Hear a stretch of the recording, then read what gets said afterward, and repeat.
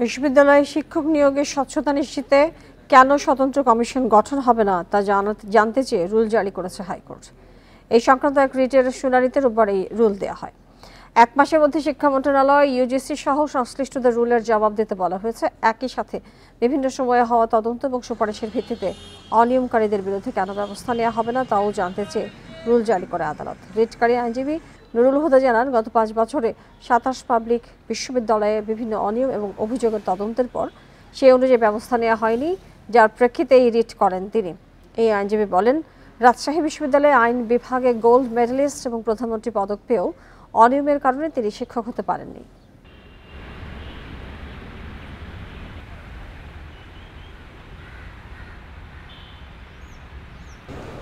ইউজিসির প্রতিবেদনে যে আপনার অনিয়ম এবং দুর্নীতির সাথে জড়িত যারা ছিল তাদের বিরুদ্ধে কোনো ধরনের ব্যবস্থা নেওয়া হয় না।